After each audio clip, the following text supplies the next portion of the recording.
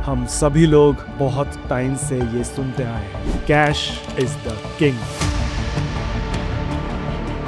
लेकिन digital currencies के rise के साथ एक नया सवाल उठ खड़ा हुआ है और वो है, क्या क्रिप्टो करेंसी पूरी तरह से कैश को रिप्लेस कर सकती है? आज हम इसी फैसिनेटिंग टॉपिक पर बात करेंगे। फ्यूचर समझने के लिए हमें पास्ट पर एक बार नजर डालनी है।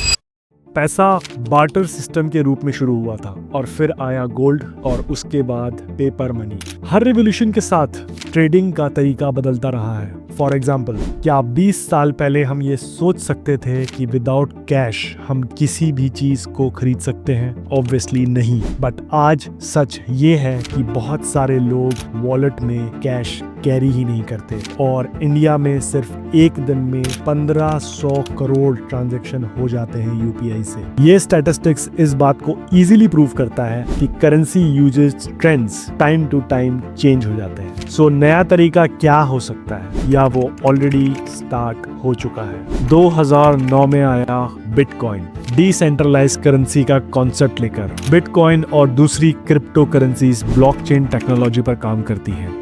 ये एक डिजिटल लेजर को इंश्योर करता है, जो कि साथ में देता है सिक्योरिटी, ट्रांसपेरेंसी और इंडिपेंडेंस को। क्रिप्टो करेंसी गेम चेंजर क्यों है?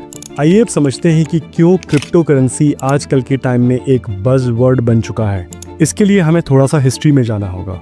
कुछ 400 से 500 साल पहले बैंक का कॉन्सेप्ट इंट्रोड्यूस हुआ था और आज के टाइम में बैंक किसी भी देश की इकोनॉमी की बैकबोन बन चुके हैं। बट बैंक्स आज इतने पावरफुल हो चुके हैं कि ये इन्फ्लुएंस करते हैं किसी भी इंडिविजुअल को, बड़े बिजनेसेस को और यहाँ तक कि गवर्नमेंट्स को भी।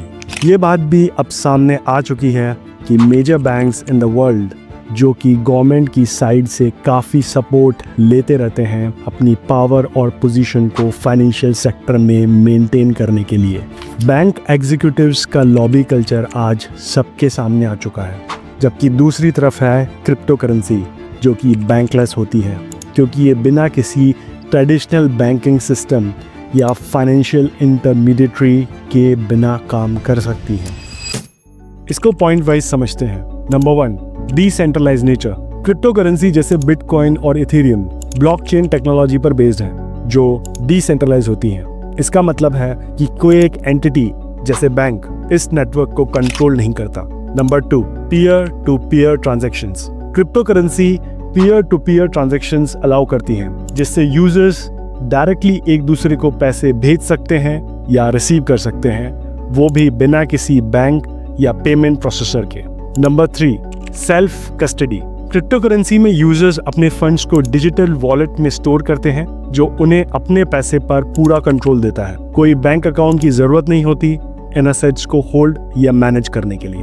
Number 4, no need for approval. Traditional banking में ट्रांजैक्शंस को बैंक के अप्रूवल की जरूरत होती है और कभी कभी ये ट्रांजैक्शंस डिले या रेस्ट्रिक्ट हो जाते हैं, जबकि क्रिप्टो करेंसी में ट्रांजैक्शन डायरेक्टली पार्टीज के बीच में होते हैं। Number 5, global accessibility. Crypto currency के लिए फिजिकल ब्रांच या अकाउंट एप्लीकेशन के होने की जरूरत नहीं होती। सिर्फ एक इंटरनेट कनेक्शन के साथ कोई भी पार्टिसिपेट कर सकता है, जो अनबैंक्ड पॉपुलेशन के लिए काफी हेल्पफुल है। और ये बात आपको काफी सरप्राइज कर सकती है कि दुनिया भर में 2 बिलियन लोग बैंकिंग फैसिलिटीज के बिना अपना जीवन जी रहे हैं। पार्ट 3, क्रिप्टो करेंसी इतना पॉपुलर क्यों होता जा रहा है? नंबर 1, बिकॉज ये एम्पावर करता है इंडिविजुअल को। क्रिप्टो करेंसी लोगों को अपने फाइनेंसेस मैनेज करने का पूरा कंट्रोल देता है। Number 2, reduces dependency on banks. Users को अब हाई फीस, डिलेज या रेस्ट्रिक्टिव पॉलिसी का सामना नहीं करना पड़ता, जो ट्रेडिशनल बैंकिंग सिस्टम में होती हैं। और आजकल बैंक्स की कंडीशन क्या है ये हम सब जानते हैं। बैंक्स कस्टमर के पैसे लेकर कस्टमर को बैंक पॉलिसीज के नाम पर सिर्फ घुमाता रहता है। नंबर 3, बैंकिंग सिस्टम को challenge. Crypto currency banking system को चैलेंज करता है, क्योंकि banking is getting रॉटन day by day.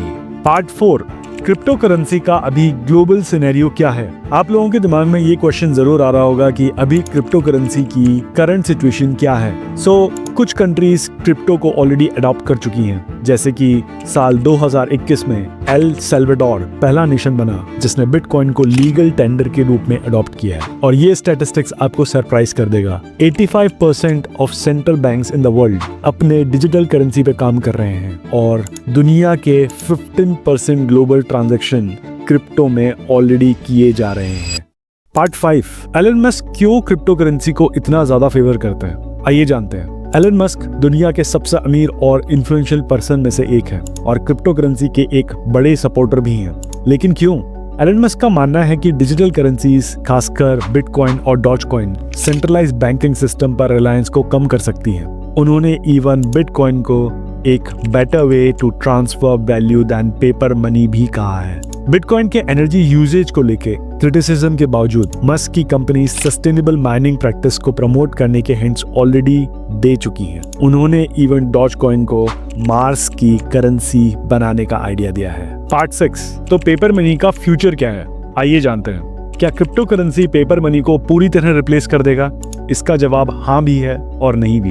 Crypto currency speed, security और इनोवेशन ऑफर करती है, लेकिन ट्रस्ट, स्टेबिलिटी और रेगुलेशन अभी भी हर्डल्स हैं। अगर इनको सॉल्व कर दिया जाए तो शायद crypto currency would be the future. अगर वर्ल्ड की पावरफुल कंट्रीज एक एग्रीमेंट करके डिसाइड कर लें तो हाँ, क्रिप्टो करेंसी पेपर मनी को रिप्लेस कर सकती है, जैसा कि 1944 में यूएस डॉलर को officially world primary reserve currency declare किया गया था under Bretton Woods conference with representatives from 44 allied nation. ऐसा दोबारा भी हो सकता है और हो सकता है फ्यूचर में कोएग्जिस्टेंस हो, एक ऐसी दुनिया जहां कैश और क्रिप्टो दोनों एक दूसरे को कॉम्प्लीमेंट करते हैं। तो आपका क्या सोचना है? क्या क्रिप्टो पेपर मनी को रिप्लेस करेगा?